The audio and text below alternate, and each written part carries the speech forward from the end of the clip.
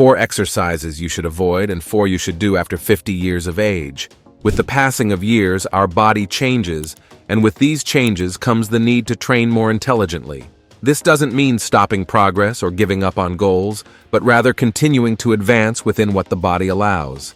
That's why in this video you'll see 4 popular exercises that we should avoid because, after 50 years of age, they offer a greater risk of injury, and 4 that we should do that will help recover vitality, increase testosterone, and improve strength. Before we begin, please leave in the comments your name and the city from where you're watching our content.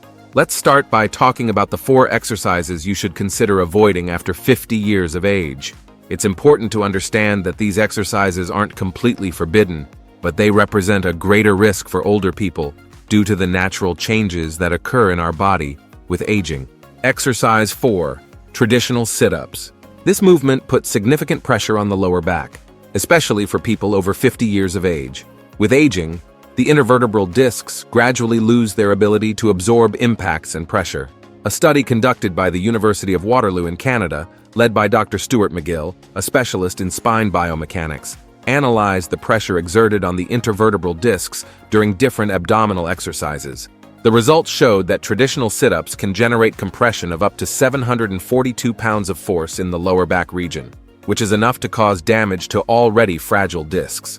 The study followed 98 individuals over 50 years of age for 12 months and identified that 28% of those who regularly performed traditional sit-ups reported lower back pain, compared to only 11% in the group that used alternative exercises.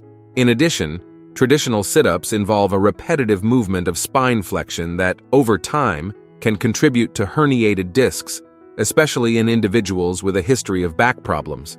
It's worth remembering that each body is unique, and some people can perform these exercises without problems even after 50 years of age. But the risk increases considerably, and there are safer and equally effective alternatives to work the abdominal muscles, such as planks, for example. Exercise 3. Dumbbell flies.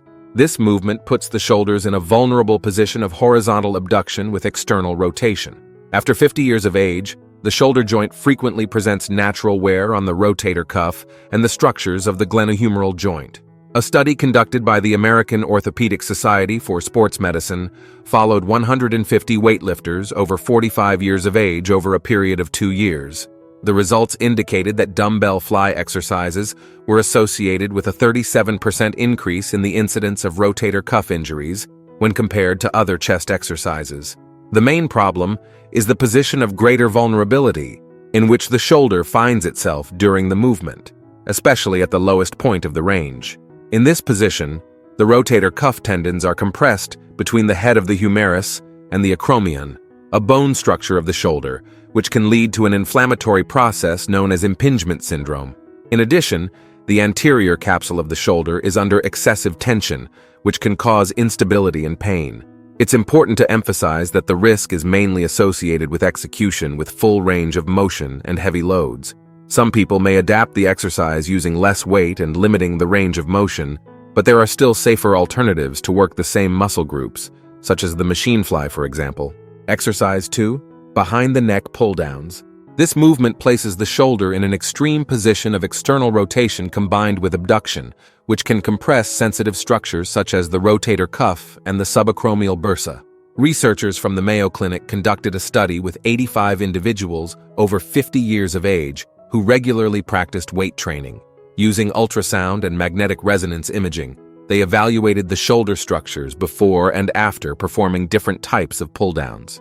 The results revealed that behind the neck pull-downs produced signs of subacromial compression in 62% of participants, while front pull-downs presented only 17% of occurrences. In addition, the movement forces the cervical spine into a position of anterior flexion while pushing the head forward, which can cause excessive tension in the cervical vertebrae and neck muscles. For people with reduced shoulder mobility, something common after 50 years of age, trying to reach this position can lead to harmful compensations in posture. The study also showed that, over 6 months, 24% of practitioners who regularly performed behind the neck pull-downs developed some type of shoulder tendinopathy, compared to only 8% of those who opted for front pull-downs. It's worth noting that some individuals with good mobility and no history of injuries can perform this exercise without immediate problems, but the risks increase considerably with age. Before we continue to the fourth exercise that you should avoid, don't forget to subscribe to the channel. Having constant access to correct information based on science is what will make you progress in the long term in the world of bodybuilding. Exercise 1. Front raises. A study published in the Journal of Strength and Conditioning Research evaluated muscle activation and joint stress during different shoulder exercises in 64 individuals aged between 50 and 65 years. The results showed that front raises produced one of the highest rates of subacromial compression, especially when performed with moderate to heavy weights. The main problem is that this exercise places the humerus in a position that significantly reduces the subacromial space, compressing structures such as the supraspinatus tendon, one of the rotator cuff muscles frequently affected in shoulder injuries in older people. The study identified that 42% of participants reported significant discomfort during or after performing front raises, even when executed with technique considered adequate. In addition, many people over 50 years of age already naturally present some degree of tendinosis or inflammation in the rotator cuff, even if asymptomatic, and front raises can aggravate these conditions.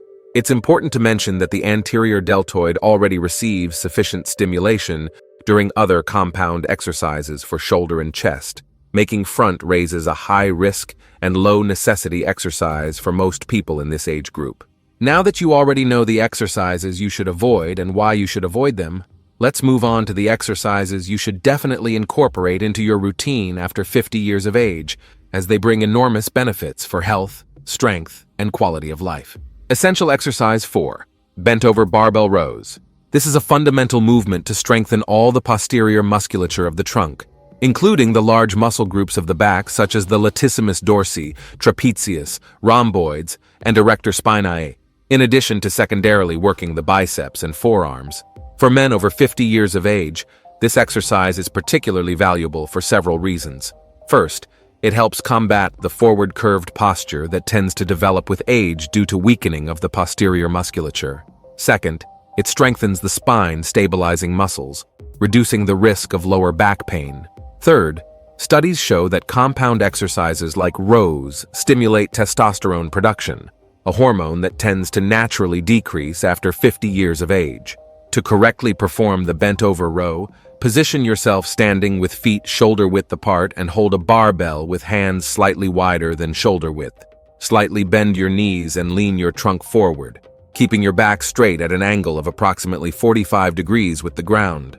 From this position, pull the barbell towards your abdomen, keeping your elbows close to your body, and then return in a controlled manner to the starting position. You'll know you're doing it correctly when you feel an intense contraction in the back muscles, specifically between the shoulder blades, and can maintain the spine in a neutral position throughout the movement without rounding your back. A common mistake is to use body momentum to move the weight, which reduces effectiveness and increases the risk of injuries. Another frequent error is not completing the full range of motion, preventing complete muscle development. To maximize the benefits, I recommend performing 3 to 4 sets of 8 to 12 repetitions with a weight that allows maintaining proper technique. Start with a moderate weight and gradually increase as your strength and technique improve. It's essential to perform an adequate warm-up, especially for the shoulders and lower back region, before starting the main sets. If you feel any sharp pain during the exercise, especially in the lower back or shoulders, stop immediately and reevaluate your technique or consult a professional. Exercise 3. Dumbbell bench press. This movement primarily works the pectoral muscles, triceps, and anterior deltoid, being excellent for developing strength in the upper body. For men over 50 years of age, the dumbbell bench press offers significant advantages compared to the barbell bench press. The main one is the freedom of movement that dumbbells provide, allowing each arm to find its most natural and comfortable path, reducing stress on the shoulder joints. This is especially important with advancing age, when joints may show some degree of wear. In addition, the dumbbell bench press promotes greater muscle balance between the sides of the body, avoiding compensations that could lead to injuries. Like rowing, it is a compound exercise, thus also stimulating testosterone production, fundamental for maintaining muscle mass, bone density, and libido, aspects that we know tend to naturally decline after 50 years of age. To correctly perform the dumbbell bench press, lie on a flat bench with feet firmly supported on the floor. Hold a dumbbell in each hand with arms extended above the chest, palms facing forward. Lower the dumbbells slowly, keeping the elbows at an angle of approximately 45 degrees in relation to the trunk and not fully open to the sides. Descend until you feel a slight stretch in the chest, usually when the arms are parallel to the ground, and then push the dumbbells back to the starting position, contracting the pectoral at the top of the movement. You'll know you're doing it correctly when you feel a defined contraction in the pectoral muscles, can keep the shoulders stable and retracted throughout the movement, and notice a balanced effort between both sides of the body. A common mistake is excessively arching the back, which puts unnecessary pressure on the lower back region. Another frequent error is using dumbbells that are too heavy, compromising technique, and increasing the risk of injuries. Beginners should pay special attention to stabilizing the dumbbells, which is more challenging than with the barbell. I recommend performing 3 to 4 sets of 8 to 12 repetitions, with enough weight that the last repetitions are challenging, but still allowing maintaining proper technique. It's essential to perform a specific warm-up for the shoulders before starting the exercise, especially after 50 years of age. It may be useful to start with lighter weight sets to prepare the joints and muscles before advancing to the working weight. If you have a history of shoulder problems, consider limiting the range of motion to avoid positions of greater joint stress. Lowering the dumbbells only to the point where you don't feel discomfort. Exercise 2. Deadlift. The third essential exercise is the deadlift. This is possibly the most complete exercise that exists, working practically all the major muscle groups of the body, with emphasis on hamstrings, glutes, lower back, erector spinae, and trapezius. For men over 50 years of age, the deadlift offers exceptional benefits. First, it strengthens the trunk and spine stabilizing muscles, fundamental for posture and prevention of back pain, a common problem in this age group. Second, it intensely works the leg and glute muscles, essential for mobility and functional independence. To correctly perform the deadlift, position yourself standing with feet shoulder-width apart and the barbell over the middle of your feet. Bend your knees and hips, keeping your back straight until you can hold the barbell with hands shoulder-width apart. From this position, drive with your legs and extend your hip, keeping the barbell close to your body throughout the movement until you are completely erect. Then, return in a controlled manner to the starting position, flexing first the hip and then the knees. You'll know you're doing it correctly when you can maintain the spine in a neutral position throughout the movement, neither excessively arched nor rounded. Feel the work mainly in the legs and glutes and not in the back, and notice that the movement is fluid and controlled, without jerks or compensations. A common mistake, especially for beginners, is rounding the back during the lift, which can lead to serious injuries. Another frequent error is moving the barbell away from the body during the movement, which increases the lever arm and places excessive tension on the lower back region. For men over 50 years of age, I recommend starting with moderate loads and focusing on perfect technique before increasing the weight. Start with 3 sets of 6 to 8 repetitions, allowing adequate recovery between sets. It's fundamental to perform a specific warm-up for the lower back, hip, and knees before executing the deadlift. An effective strategy is to start with progressively heavier weight sets until reaching the working weight. If you don't have previous experience with the exercise, consider seeking guidance from a qualified professional to learn the technique correctly from the beginning, as errors in the deadlift can lead to serious injuries, especially for older people. Exercise 1. Barbell squat. This is one of the most functional and complete movements, primarily working quadriceps, hamstrings, glutes, and core, in addition to secondarily involving various other muscles. For men over 50 years of age, the squat is extremely beneficial for several reasons. First, it strengthens the leg muscles, essential for maintaining mobility, balance, and independence with advancing age. Second, the squat with adequate load promotes bone strengthening, combating the loss of bone density that naturally occurs after 50 years of age. Third, as it is an exercise that involves large muscle groups, it significantly stimulates the production of anabolic hormones, such as testosterone and growth hormone, fundamental for maintaining muscle mass and vitality. In addition, the squat improves joint stability of the knees and hips, reducing the risk of injuries in daily life. To correctly perform the barbell squat, position the barbell on the support at shoulder height. Place yourself under the barbell, supporting it on the upper part of the back and not on the neck, and hold it with hands in a comfortable position. Remove the barbell from the support and take 1 or 2 steps back. Position your feet approximately shoulder width apart, with toes slightly pointed outward. From this position, initiate the movement by flexing the hips and knees simultaneously, as if you were sitting in an imaginary chair. Descend until your thighs are parallel to the ground, or as far as your mobility allows without compromising posture, and then return to the starting position, pushing through the heels. You'll know you're doing it correctly when you can keep your heels on the ground throughout the movement. Feel the weight evenly distributed between the anterior and posterior parts of the feet. Maintain the spine in a neutral position, and notice that the knees follow the same direction as the toes, without collapsing inward. A common mistake is letting the knees advance too far beyond the line of the toes, which increases stress on the joint. Another frequent error is raising the heels from the ground during the descent, which compromises balance and weight distribution.